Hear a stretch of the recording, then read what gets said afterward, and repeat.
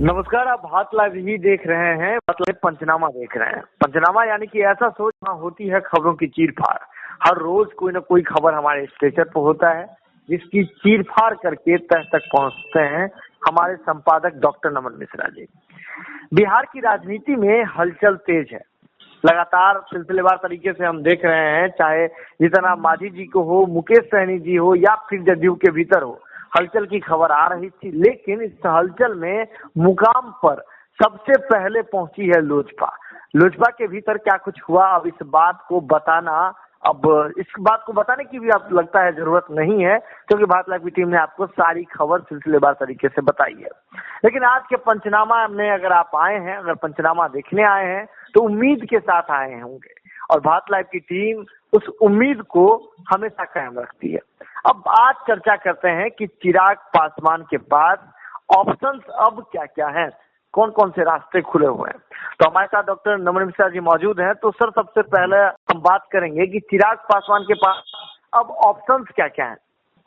देखिए सुमन, नीतीश कुमार ने जिस तरीके से चिराग पासवान के साथ ये किया है, और बहुत छुप के नहीं किया है। आप यहाँ समझना पड़ेगा आपको एक बात। चिराग पासवान ने नीतीश कुमार को छुप कर डैमेज करने की कोशिश की थी। ये भले ही हमें लगता है कि चिराग पासवान बागी होकर चले गए थे, लेकिन बगावत उनकी केवल नीतीश तक सीमित थी। वरना नीतीश कुमार को ये बात नहीं कहना पड़ता कि कौन दुश्मन है कौन दोस्त, समझ में नहीं आया। बिल्कुल। क्योंकि अगर नीतीश कुमार के हिसाब से इन परिस्थितियों को देखा जाए तो वो भाजपा को भी घेर रहे हैं ना, क्योंकि चिराग पासवान तो खुलेआम आए थे। इसीलिए मैं आपको कह रहा हूं कि नीतीश कुमार को ये लगता कि चिराग पासवान जो है वो खिलाफ भाजपा और नीतीश दोनों के हैं, और सेलेक्टिव जिस तरीके से नीतीश कुमार को टारगेट किया उन्होंने, इसने मौका दे दिया नीतीश कुमार को बिहार की राजनीति में चिराग पासवान को, पासवान समाज को, पासवान नेतागिरी को दोबारा समाप्त करने। देखिए, सेम परिस्थितियां नरेंद्र सिंह हो या ललन सिंह हो, पशुपति पारस हो या इनकी पार्टी के ही नरेंद्र सिंह हो, वो भी मामला ऐसा ही था और ये भी मामला ऐसा ही है।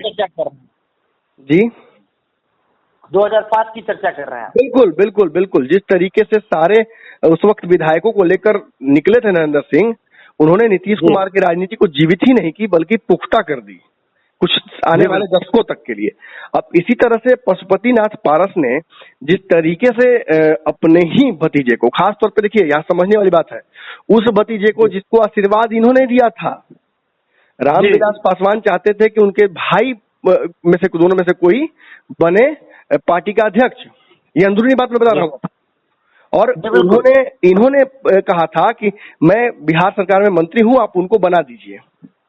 और देखिए, मोह माया तो पशुपति पारस को है ही, मोह माया तो शुरू से ही रहा है।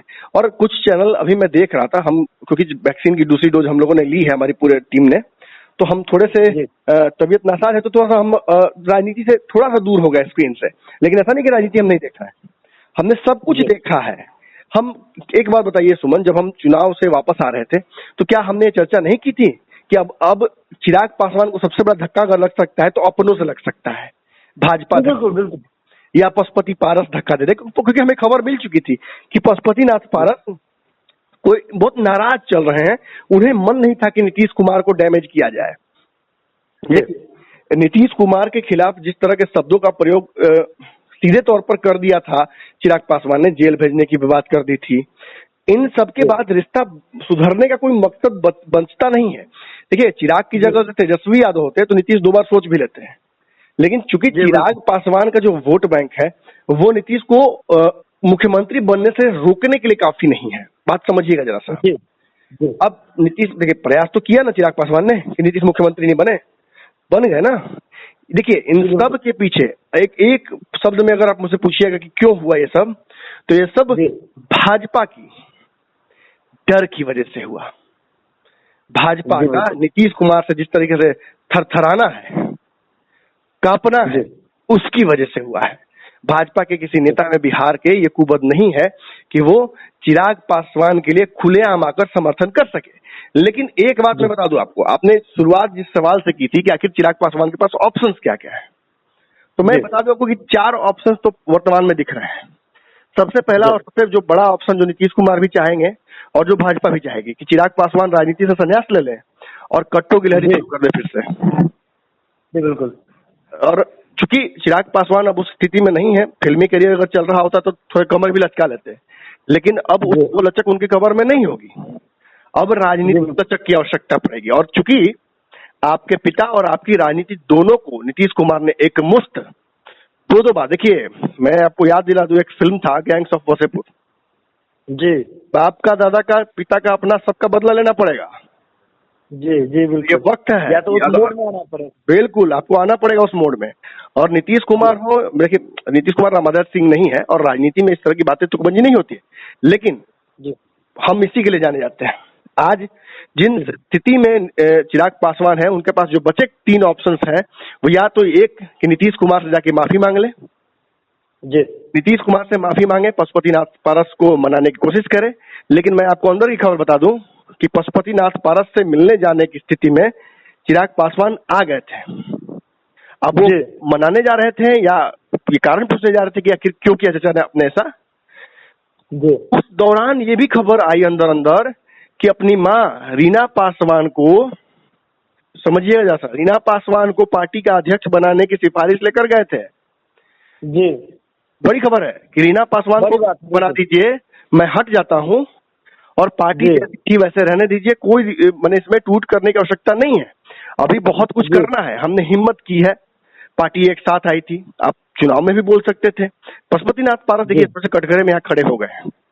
चिराग का स्पष्ट है, वो तो नीतीश के खिलाफ है, लेकिन पशुपति पारस तब भी बोल सकते थे ना, जब चिराग पासवान डैमेज कर रहे थे 30 सीटों पर जाकर नीतीश कुमार को, वो तब भी आवाज उठा सकते थे, तो नीतीश डैमेज ही नहीं होते, सामने आ सकते थे। बिल्कुल बिल्कुल। तो नीतीश कुमार को एक तरफ डैमेज भी होने दिया, फिर अपनी सहूलियत से जब लगा कि वहां डैमेज होंगे तो यहाँ हो सकता है हम तोड़ेंगे, तो राष्ट्रीय स्तर पर हमें हो सकता है कि मंत्री बना दिया जाए।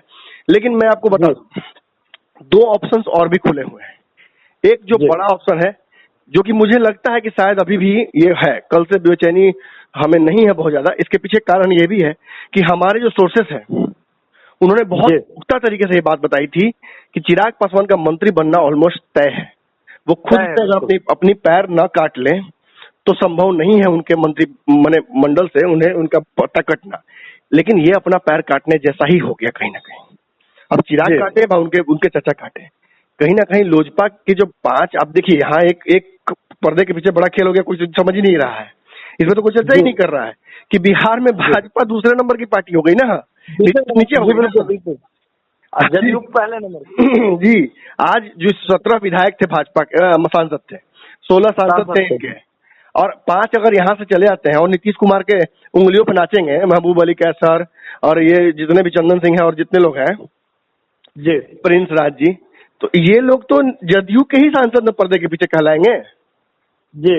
और अब आपको समझ में आ रहा होगा कि आरसीपी सिंह का कद क्यों घटाया गया, ललन सिंह क्यों उछल के नीतीश कुमार को डिफेंड कर रहे थे, उपेंद्र कुशवाहा को संसदीय दल का अध्यक्ष क्यों बनाया गया।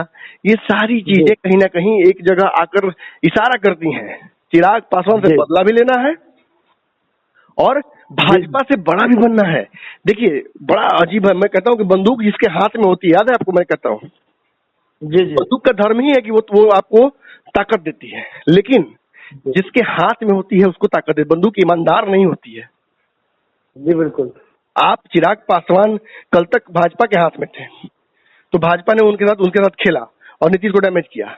आज चिराग पासवान कहीं ना कहीं उनकी पार्टी और उनके साथ, उनके सेंटीमेंट के साथ नीतीश खेल गए और इसी बंदूक को भाजपा के खिलाफ यूज कर रहे हैं। तो भाजपा ने जो बोया है ना वही काटना पड़ रहा है।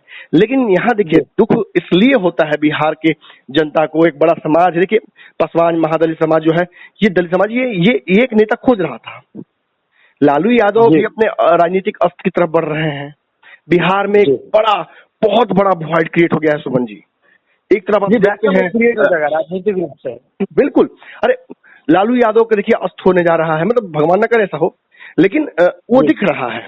आप रामविलास पासवान नहीं है जी, रामविलास पासवान नहीं है, आप देख सकते हैं रघुवंश प्रसाद नहीं है।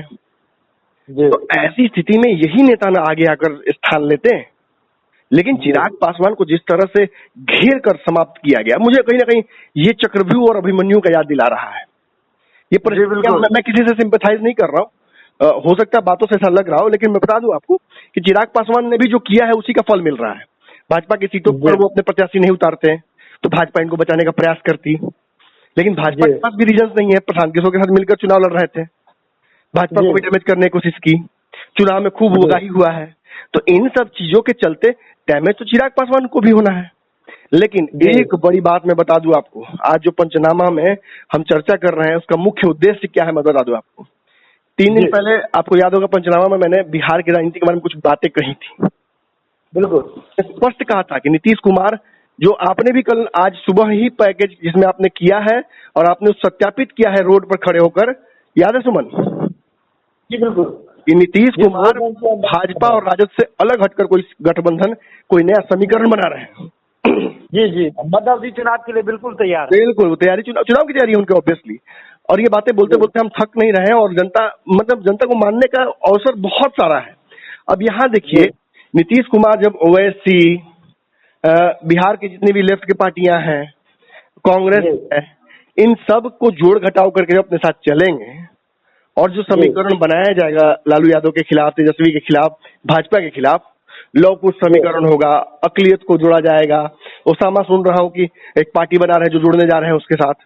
तो ये सारे लोग, मांझी जी हैं, मुकेश सहनी को मनाने की कोशिश की जा रही है, ये जब जुड़ जाएगा तो ये एक बड़ा कहीं ना कहीं मैं कहूंगा कि बिग बैंग जैसा ये बिहार की राजनीति में हो जाएगा। तब चिराग पासवान के पास ऑप्शंस बहुत लिमिटेड हो जाएंगे।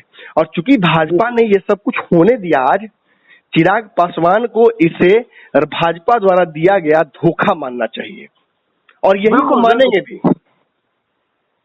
आज अगर भाजपा का चुनाव के दौरान बीजेपी के साथ सीधे तौर पे अगर देखे तो पर्दे के पीछे नजर आए तो चिराग पासवान, जिसके बाद आपने भी एक बात की चर्चा की, नीतीश कुमार को ये कहना पड़ता है कि कौन साथ था कौन साथ नहीं था। ये बात समझने में देर हो गई। केवल चिराग के थोड़े बोले हो, समझिए बात जी। उन्होंने उनका इशारा तो सीधे भाजपा की तरफ था। आज श्याम बहादुर से कह रहे हैं कि पूरे बिहार में गठबंधन हो, हमारा सीवान में खत्म हो गया है। इशारा कर रहे हैं कि मेरे लालू जी से बात हो गई, सब कुछ हो गया क्लियर। लालू के साथ बात हो ना हो, लेकिन नीतीश कुमार की नई शुरुआत हो गई है। अब यहाँ पे चिराग पासवान के पास ऑप्शंस बहुत लिमिटेड हो गए हैं, लेकिन सबसे जो पुख्ता ऑप्शन उनके पास है, और मेरा इशारा आप समझ रहे होंगे, दर्शक भी समझ रहे होंगे, ये खेला हो रहा है, ये खेला हो रहा है अंदर ही अंदर। चिराग पासवान के कमजोर होने के बाद आप देखिएगा कि राजद के लोगों में प्यार जाग गया है। इनके जीजा, दूर के जीजा साधु यादव, साधु पासवान जी की बात में कहता हूँ, साधु पासवान जी का देखे मोह माया कैसे लगा। जी बिल्कुल, साधु पासवान है कि पासवान समाज पर लालू प्रसाद यादव जी का कर्ज है जी। और जो साधु पासवान चिराग को खूब सुनाते थे, आज कैसे रो रहे हैं, उनका दिल रो रहा है कि नहीं, आप बताइए। जी बिल्कुल बिल्कुल।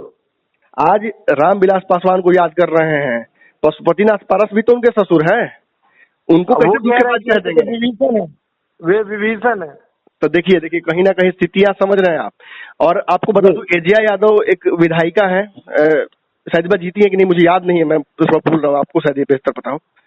एजिया यादव के फेसबुक पर मैंने देखा है कि उन्होंने पूरा वृतांत लिखा है और उन्होंने साफ तौर पर बताया है कि चिराग के साथ धोखा किया गया है और चिराग और तेजस्वी आने वाले समय में साथ आने जा रहे हैं। देखिए पर्दे के पीछे जोड़ घटाव हो चुका है सुमन जी। जी बिल्कुल, हमारी तक जो बातें पहुंचती हैं, इसमें एक टेक्निकल टर्म है, इंजीनियरिंग में कहा जाता है लेटेंसी।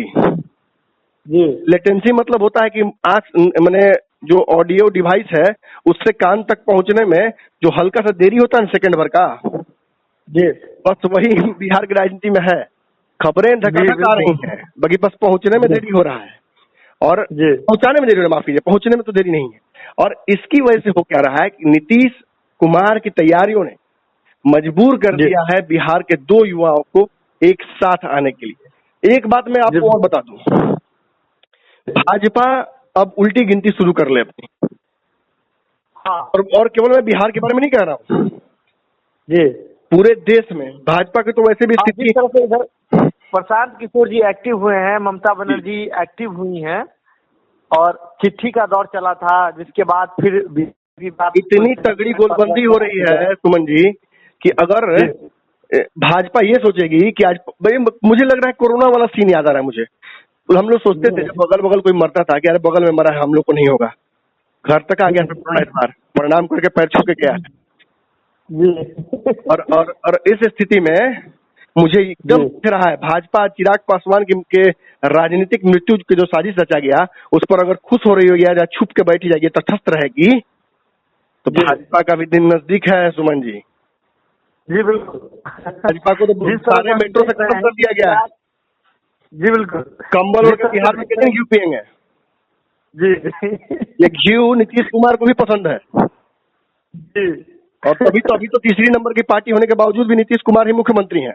भाजपा को हिम्मत हुआ तो क्यों नहीं बना दिया अपना मुख्यमंत्री। अब छोड़िए, अब ये तो अब बिहार के विधानसभा की बात हो रही थी, लेकिन अब तो लोकसभा तक मैटर पहुंच गया है, पहुंच गया है, सबसे नंबर 1 पे आ गए नीतीश कुमार जी।